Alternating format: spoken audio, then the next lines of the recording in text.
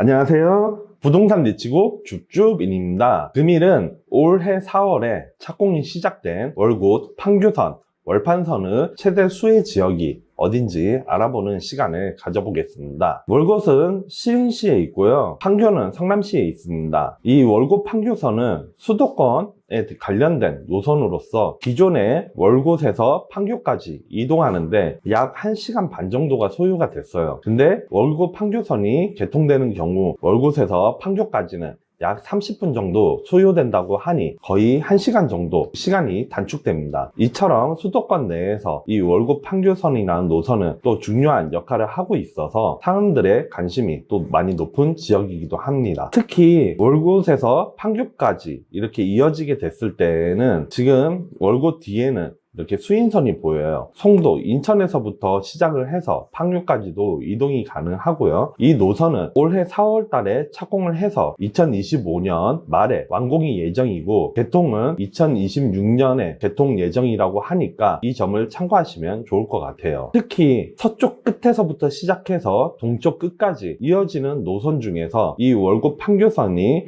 중앙에 위치하는 노선으로 월곶 판교선은 서쪽, 경기도 서쪽에서부터 시작을 해서 강원도 이 경강선이라고 해서 강원도까지 경강선이 이어지는 이런 노선 중 하나의 일원이기 때문에 중요한 역할을 하고 있어요. 그러다 보니까 이 월곶 판교선에 대해서 역세권 투기 의혹이 있다. 그리고 월판선이나 신안선선을 주목해야 된다. 이런 기사들이 간간히 나옵니다. 그만큼 이 월곶 판교선은 수도권 전체적인 부동산 시장에 영향을 주는 노선 중 하나입니다. 시흥시청역이나 광명역 그리고 금일 발표된 인덕원역에 있는 GTX-C 그리고 판교역까지 해서 최소 트리플 역세권이라든가 쿼트러블 역세권이기 때문에 이런 역 주변으로 해서 아파트 가격들은 어느 정도 개발 호재가 또 반영되어 있을 거라고 생각을 하고 현재 월판선이 개통되지 않으면 아직까지 전철이 없는 철도망이 부족한 이런 노선도를 초록색으로 표시를 했어요. 이 초록색과 관련된 지역들을 좀 확인을 해볼게요. 참고로 매화역도 더블 역세권이 될 수 있는 곳이지만 현재로서는 신안선선도 공사 중이기 때문에 아직까지 매화역 주변도 역이 없어서 이 부분도 같이 확인을 해보겠습니다. 우선은 장곡역을 확인을 해볼게요. 장곡역 주변으로 해서 우측으로는 당현지구라 해서 신도시가 현재 개발 중에 있고요. 서측으로 해서는 지금 현재 과거에 형성되어 있었던 장곡동에 있는 아파트들, 구축 아파트들이 지금 현재 있는 모습을 볼 수가 있어요. 네, 아래로 보면 아직 형성되지는 않았지만 여기 이 인근으로 해서 상권이 형성될 공간이 지금 보여요. 그래서 현재 대장단지 이 연성대우 3차의 경우에는 공원도 있고 편의시설도 더 좋아질 여지가 있어서 또 인기 있는 아파트가 될 것 같고요. 비단 횡단보도를 건너서 봐도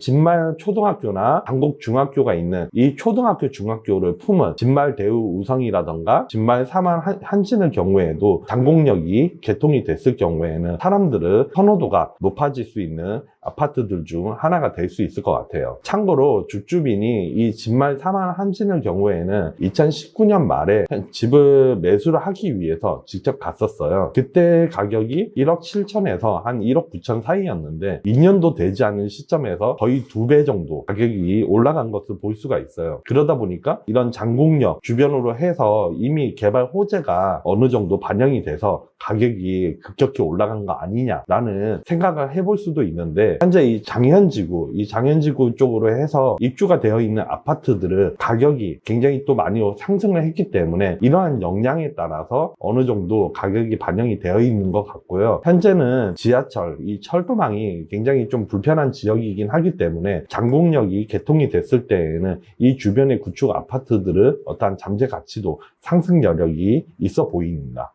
다음으로는 매화역이에요.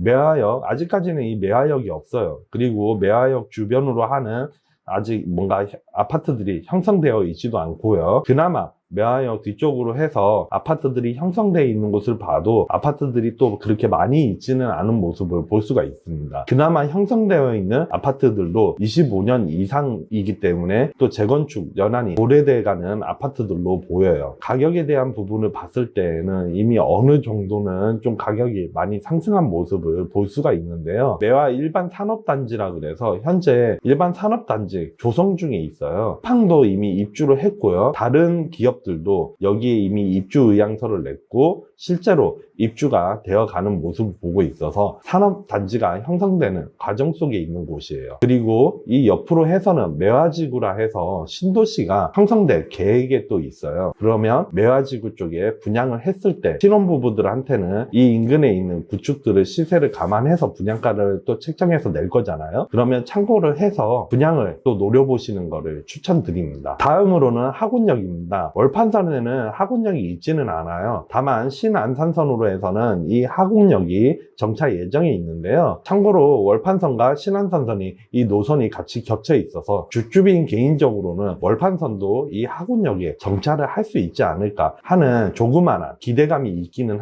합니다. 그 이유 중 하나가 현재 이 인근에 있는 아파트들은 전무한데 택지가 형성 예정이 있는 것을 볼 수가 있어요. 하군지구라고 해서 이 인근에 이제 아파트들이 조성될 수 있는 어떤 계획들이 있고요. 그리고 광명시흥 테크노밸리라고 해서 판교 테크노밸리의 3배 규모로 해서 조성 예정이 있습니다. 그리고 최근에도 계속 이슈가 있었던 3기 신도시 중에 광명시흥 신도시, 여기가 이 하군역 뒤쪽으로 해서 크게 형성될 예정이 있어요. 그러면 인구도 굉장히 많이 밀집될 거고, 그리고 일자리도 굉장히 많이 창출될 그런 지역 중 하나예요. 여기가 수도권 내에서도 이만한 입지를 정말 찾기가 쉽지는 않습니다. 옆에는 또 강명 일직동이라 해서 광명역 주변으로 해서도 가격이 좀 많이 상승해 있는데요. 여기는 이제 택지지구다 보니까 분양가에 대한 부분은 굉장히 높게 책정되지는 않을 거예요. 신혼부부뿐만 아니라 이런 입지는 수도권 내에서도 물론 관심 있는 분들은 많이 아시겠지만 모르시는 분들은 이 영상을 통해서 한번 관심을 가져보는 것도 저는 추천드립니다. 대곡 역세권과 더불어서 저는 이 하곤역 주변을 관심 있게 보고 또 잠재 가치가 굉장히 높다고 판단을 하고 있어요. 만약에 이 인근에서 도로변에 붙은 곳에 공공주택이 나왔다. 그러면 분양가가 상대적으로 좀 분양 점수가 좀 낮더라도 여기에 이제 분양 당첨될 확률이 있기 때문에 이런 점을 좀 고려를 해서 신용 전략으로 하면 충분히 이 하곤역 주변으로 해서 아파트를 또 분양 당첨될 수 있을 거라고 생각을 하고요. 주주빈도 여기에 관심을 많이 가지고 있는 만큼 여러분도 이 하곤역 여기 한번 관심을 가져볼까 하면서 한번 보시는 것도 개발계획도라든가 한번 찾아보시는 것도 저는 추천드립니다. 다음으로는 안양운동장역이에요. 비산역이라고도 하는데요. 이 안양운동장역 북측으로 해서는 비산 초교지구 재개발과 뉴타운 1, 2, 3차 재건축이 현재 진행 중이고요. 비산 초교 주변 지구는 현재 철거 진행 중으로 신축이 들어올 예정이 있어요. 그리고 7단계 지금 뉴타운 1, 2, 3차도 아마 제 예상으로는 안양운동장역이 어느 정도 완공이 되고 개통이 될 시점에 이미 신축으로 들어서 있을 모습이 기대가 돼요. 그래서 이 재개발과 재건축이 모두 신축으로 들어오기 때문에 북측으로는 주변 인프라가 많이 개선되어 있을 여지가 높아 보입니다. 안양운동장역 남측으로는 이미 형성된 아파트들 조성이 보입니다. 이미 연식이 재건축 연한에 도래되고 있기 때문에 안양운동장역 완공 시점에서는 리모델링이라던가 재건축에 이슈가 있어 잠재 가치에 대한 부분이 향후에 또 잠재 가치에 대한 부분이 상승할 여력이 또 높아 보이는 그런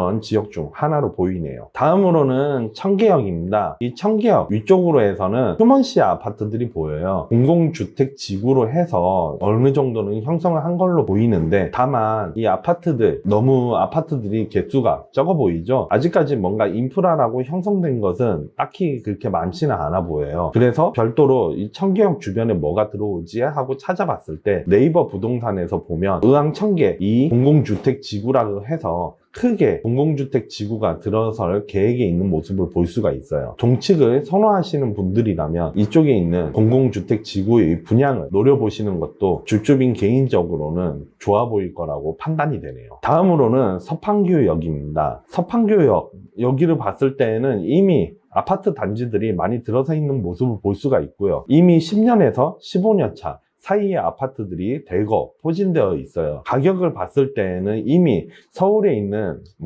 일부 신축이라던가 준신축의 아파트 가격과 거의 유사한 수준을 보이고 있기 때문에 와, 이 정도면 개발 호재가 다 반영된 거 아니야? 왜 이리 비싸? 이렇게 볼 수도 있는데요. 판교역 주변으로 해서 가격을 비교를 해보면 여기가 가격이 또 낮아 보일 수가 있어요. 그만큼 판교역 주변으로 해서 아파트 가격이 많이 높다는 거죠. 판교역, 이 판교와도 매우 가까운 서판교역 인근으로 해서 아파트들을 가장 큰 문제는 아무래도 판교까지 이동하는 데 있어서는 불편하지는 않아요. 다만 철도망이 없기 때문에 대중교통을 이용하는 데 있어서는 좀 불편함이 있을 수가 있고요. 그래서 이 서판교역이 개통이 됐을 때에는 이 아파트들 주변 어떠한 잠재가치 상승도 예상을 해볼 수가 있습니다. 오늘 월판선에 대해서 좀 알아봤어요. 월판선을 알아본 이유 중에 하나를 좀 예시본을 가지고 왔는데요. 9호선, 이 9호선이 개통됐을 쯤에는 서울 아파트 가격들 시장이 서울 시장, 부동산 시장 자체가 좋지가 않아서